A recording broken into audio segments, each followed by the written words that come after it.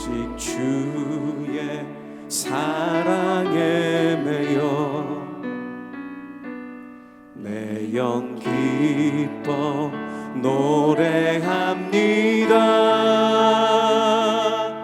이 소망의 언덕 기쁨의 땅에서 주께 사랑드립니다.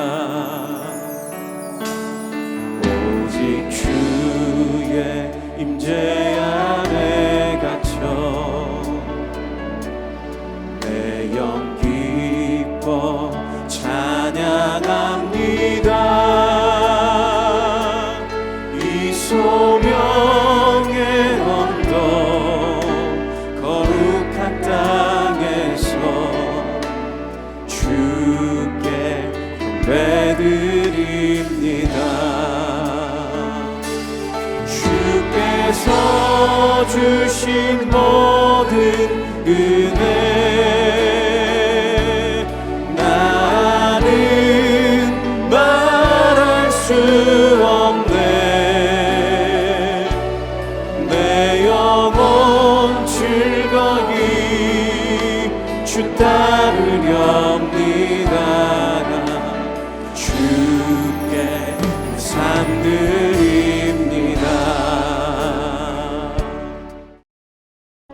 솔로몬이 두 집, 곧 여호와의 성전과 왕궁을 20년 만에 건축하기를 마치고 갈릴리 땅의 성읍 20곳을 히람에게 주었으니 이는 두로 왕 히람이 솔로몬에게 그 온갖 소원대로 백향목과 잣나무와 금을 제공하였습니다.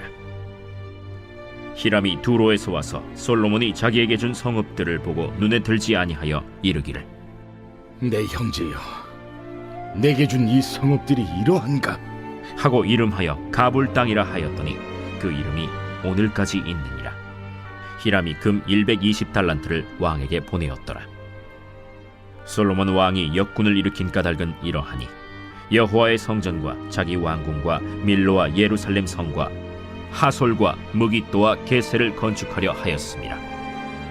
전에 애굽 왕 바로가 올라와서 게셀을 탈취하여 불사르고 그 성읍에 사는 가나안 사람을 죽이고 그 성읍을 자기 딸 솔로몬의 아내에게 예물로 주었더니 솔로몬이 게셀과 아래 벳 호론을 건축하고 또 바알랏과 그 땅의 들에 있는 다드몰과 자기에게 있는 모든 국고성과 병거성들과 마병의 성들을 건축하고 솔로몬이 또 예루살렘과 레바논과 그가 다스리는 온 땅에 건축하고자 하던 것을 다 건축하였는데 이스라엘 자손이 아닌 아모리 사람과 헷 사람과 브리스 사람과 히위 사람과 여부수 사람 중 남아있는 모든 사람 곧 이스라엘 자손이 다 멸하지 못함으로 그 땅에 남아있는 그들의 자손들을 솔로몬이 노예로 역군을 삼아 오늘까지 이르렀으되 다만 이스라엘 자손은 솔로몬이 노예를 삼지 아니하였으니 그들은 군사와 그 신하와 고관과 대장이며 병거와 마병의 지휘관이 됨이었더라. 솔로몬에게 이 일을 감독하는 우두머리 550명이 있어 일하는 백성을 다스렸더라. 바로의 딸이 다윗 성에서부터 올라와 솔로몬이 그를 위하여 건축한 궁에 이를 때에 솔로몬이 밀로를 건축하였더라. 솔로몬이 여호와를 위하여 쌓은 제단 위에 해마다 3번씩 번제와 감사의 제물을 드리고 또 여호와 앞에 있는 제단에 분향하니라. 이에 성전 짓는 일을 마치니라. 솔로몬 왕이 에돔 땅 홍해 물가의 엘롯 근처 엘시온 게벨에서 배들을 지은지라. 히람이 자기 종 곧 바다에 익숙한 사공들을 솔로몬의 종과 함께 그 배로 보내매 그들이 오빌에 이르러 거기서 금 420달란트를 얻고 솔로몬 왕에게로 가져왔더라.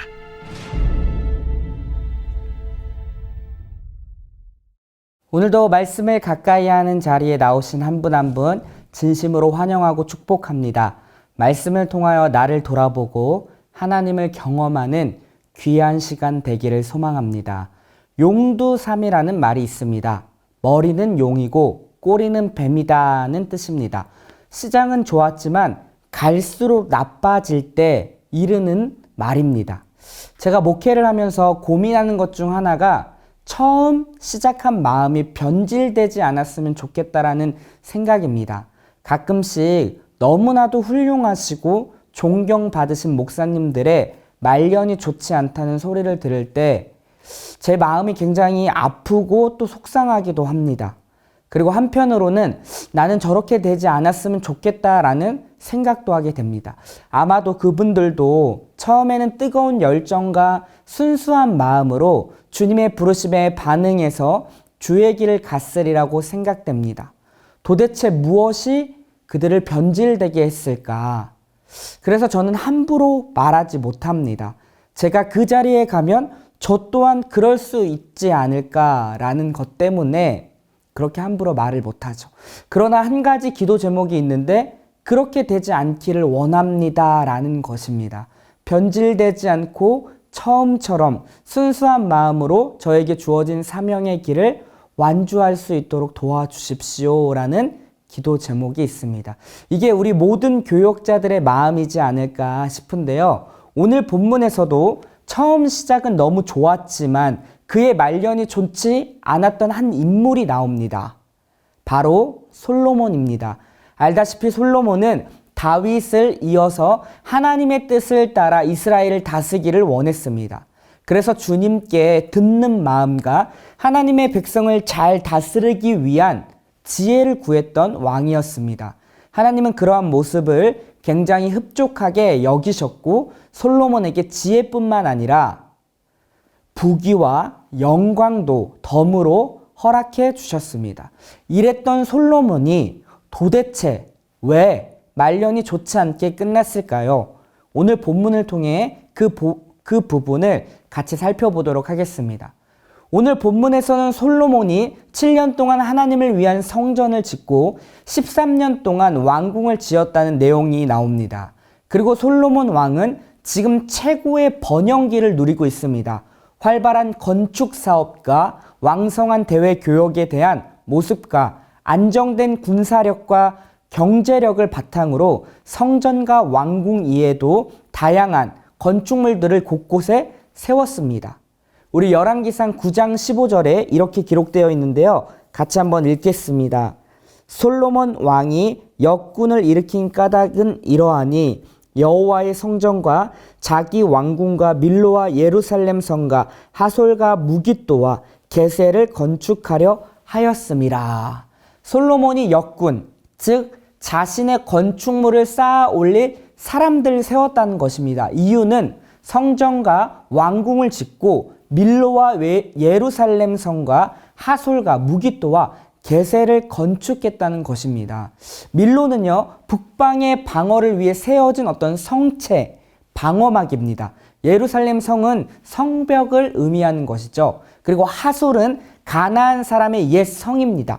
그리고 무깃도는 군사적 요새지였다고 합니다. 그리고 게셀은 팔레스틴 평지에 있는 성읍으로 강력한 가나안 족속이 거주하였던 곳이었습니다. 그리고 후에 이곳은 애굽 왕이 정복해서 자신의 딸에게 준 곳이죠. 그러니까 게셀 땅은 솔로몬이 애굽과의 정략적 관계를 통해서 얻은 것이라고 할 수 있습니다.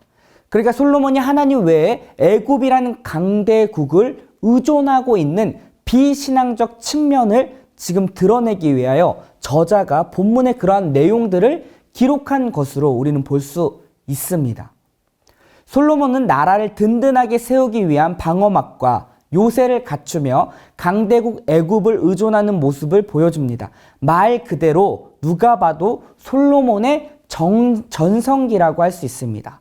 정치, 외교, 국방에서 가장 강력한 모습을 보여주고 있습니다. 그러나 솔로몬의 번영 이면에 점점 더 깊이 뿌리를 내리고 있는 불신앙이 있음을 우리는 알 수 있습니다. 강력한 이면에는 누구를 의지하고 있나요? 자신이 가지고 있는 눈에 보이는 성과 성벽, 요새 군사력, 강대국의 도움들을 그는 의지했다라는 것을 우리는 알 수 있습니다. 이방 민족인 애굽의 딸과 결혼을 했으며 계속 이 애굽 왕을 의지하는 모습을 보여줍니다. 이러한 결정적 이유는 성경의 표현을 통해서 알 수 있는데요. 열왕기상 9장 19절에 이렇게 기록되어 있습니다. 자기에게 있는 모든 국고성과 병거성들과 마병의 성들을 건축하고 솔로몬이 또 예루살렘과 레바논과 그가 다스리는 온 땅에 건축하고자 하던 것을 다 건축하였는데, 자, 자기에게 있는 이 표현을 성경 지자는 왜 썼을까요? 솔로몬의 마음을 대변한다고 할 수 있습니다. 그가 의지하며 살았던 것이 바로 자기에게 있는 국고성과 병거성 마병이었다라는 거죠. 그의 왕국의 안정을 위해서 외부의 침입을 대비하는 차원에서 무기와 식량을 보관하는 저장하는 국고성과 마차들을 두는 병거성, 그리고 전투에 사용되는 마병을 건축했다라는 것입니다. 그러니까 자기가 이 나라의 왕이 되어 외부로부터 보호하고 방어하는 일에 온 마음이 빼앗겨 하나님을 의지하고 그의 말씀에 순종하는 영적인 일에는 소홀하게 되었음을 보여주고 있는 것입니다. 분명히 하나님께서는 신명기에서 왕에게 명하신 3가지가 있습니다. 그중 하나는 무엇이냐면 말을 많이 두지 말라는 것이죠. 우리 신명기 17장 16절에서 19절에 이렇게 기록되어 있는데요. 같이 한번 보겠습니다. 그는 병마를 많이 두지 말 것이요 병마를 많이 얻으려고 그 백성을 애굽으로 돌아가게 하지 말 것이니 이는 여호와께서 너희에게 이르시기를 너희가 이후에는 그 길로 다시 돌아가지 말 것이라 하였음이며 그에게 아내를 많이 두어 그의 마음이 미혹되게 하지 말 것이며 자기를 위하여 은금을 많이 쌓지 말 것이니라. 그가 왕위에 오르거든 이 율법서의 등사본을 레위 사람 제사장 앞에서 책에 기록하여 평생에 자기 옆에 두고 읽어 그의 하나님 여호와 경외하기를 배우며 이 율법의 모든 말과 이 규례를 지켜 행할 것이라. 3가지를 얘기했습니다. 무엇이죠? 병거를 많이 두지 말라. 2번째, 아내를 많이 두지 말라. 3번째, 은과 금을 많이 쌓지 말라. 이것이 왕이 하지 말아야 할 3가지였습니다. 그리고 해야 할 1가지였는데 그것은 무엇이냐면 율법서를 평생에 자기 옆에 두고 읽고 하나님 경외하기를 배우며 그 안에 있는 모든 규례를 지키라는 것이었습니다. 그러니까 주의 말씀을 지켜 행하는 것이 마땅히 해야 할 일이었다라는 거죠. 그러나 솔로몬에게는 그의 왕국이 가장 번영할 때 그러한 모습은 찾기 어려웠고 오히려 그가 가지고 있던 물질과 힘과 군사력에 의지하였음을 보게 됩니다. 그리고 수많은 말들은 결국 어디로 가져오게 되냐면 애굽으로부터 가져오게 됨을 우리는 보게 되는데요. 열왕기사 10장 28절에 보니까 솔로몬이 말들을 어디서 갖고 오는지 기록되어 있습니다. 제가 한번 읽어보겠습니다. 솔로몬의 말들은 애굽에서 들여왔으니 왕의 상인들이 값주고 산 것이며 솔로몬이 어디서 가져왔다고요? 애굽에서 가져옵니다. 아까 얘기했죠. 애굽으로 돌아가지 말 것을 권했는데 지금 솔로몬이 의지하고 있는 것은 무엇이나요? 하나님의 은혜로 구원받았던 그 애굽 땅을 계속 돌아가서 거기를 의존하고 있는 모습을 보여주고 있는 것입니다. 그 당시 강대국이었던 그 애굽을 계속 의지하는 모습을 보여주고 있죠. 거기로부터 도움을 요청했고 도움을 받았고 그리고 그의 아내 또한 애굽 왕의 딸이었기 때문에 끊임없는 왕래가 있었다는 것입니다. 이스라엘을 하나님의 뜻대로 이끌어야 했던 왕 솔로몬, 그는 처음에는 그렇게 하나님의 뜻을 따라 주님을 흡족하게 한 삶을 살았지만 시간이 지날수록 하나님을 의지하기보다는 그가 가지고 있는 어떤 물질과 힘과 명예, 권력을 더 의존하는 모습을 보게 됩니다. 하나하나 균열이 일어나 와르르 무너지듯이 솔로몬의 인생에 하나씩 균열이 일어나기 시작한 것입니다. 사랑하는 성도 여러분, 우리들도 마찬가지일 수 있습니다. 일이 잘 되고 잘 풀리고 별일이 없어 보이는 그때 우리가 점검해야 할 것이 무엇입니까? 나는 정말 하나님과 어떤 관계에 있는가? 그리고 나는 요즘 하나님보다 더 의지하고 있는 것은 없는가? 이런 부분을 무엇을 의지하며 살아가고 있는가? 이런 것들을 우리가 다시 한번 생각해 볼 필요가 있다는 것입니다. 하나님이 아닌 이것만 있으면 된다는 것. 그것이 나의 건강과 물질, 명예일 수 있습니다. 다른 것이 다 없어도 내 통장에 잔고 그것만 있으면 되지. 내가 지금 가지고 있는 땅이 얼만데 건물, 내 삶에 안정감을 주는 것처럼 느껴지는 것을 아니란 마음으로 의존하고 있다면 다시 한번 이 시간을 통해서 우리는 되돌아봐야 한다라는 것입니다. 그것을 버리라는 것이 아닙니다. 우리가 점검해야 되는 거죠. 그거보다 하나님이 내 삶에 더 우위에 있어야 함을 지금 성경이 우리 가운데 이야기하고 있는 것입니다. 주님이 아닌 다른 것을 의지하고 있는 것인지를 전면적으로 우리는 검토해야 된다는 것입니다. 솔로몬과 이스라엘의 참된 번영과 안전은 눈에 보이는 건물을 짓고 외적이고 형식적인 것이 아닌 하나님의 말씀에 순종하며 그분과 깊은 교제를 이어가는 본질적인 것에 있음을 우리는 알 수 있습니다. 그리고 이것이 오늘을 살고 있는 우리가 가야 할 모습인 것이죠. 주님과 깊은 교제 속에 그분의 뜻을 알고 그분을 따라 행하는 삶이야말로 그 어떠한 삶보다 안정감이 있고 가장 참 샬롬의 상태인 것을 우리는 기억해야 됩니다. 비록 솔로몬 시대에 밀로와 같은 건축물이 왕국의 안전을 도모했지만 하나님만을 의지하지 않고 애국과 같은 세상 나라에 의존하는 비신앙적인 태도로 인해 왕국은 여전히 불안정한 상태일 수밖에 없었다라는 것을 암묵적으로 성경은 전달하고 있는 것입니다. 25절에도 솔로몬은 아직 완전히 하나님을 버리고 타락하지 않았지만 타락할 위험성을 다분히 가지고 있었고 그의 삶은 균열이 일어나기 시작했다라는 것이죠. 우리가 알고 있지만 그의 인생의 말년에는 믿음이 변질되어 이방신들을 위해 산당을 짓고 제사를 드리는 가증한 행위를 하게 됩니다. 하루아침에 망가진 것이 아니라 하루하루 조금씩 금이 가기 시작했던 그의 신앙은 결국 무너지게 되었다는 것이죠. 늘 영적인 긴장을 놓치지 않는 자세가 필요합니다. 여러분의 신앙은 어떠하십니까? 나도 모르게 내 신앙의 균열이 일어나고 있지는 않나요? 다시 한번 우리의 신앙을 말씀 앞에 점검하고 하나님과 깊은 교제 속에서 그분의 뜻을 기꺼이 순종하며 나아갈 수 있는 우리 더사랑의 공동체가 되기를 주님의 이름으로 축원합니다. 우리 다시 같이 기도하도록 하겠습니다.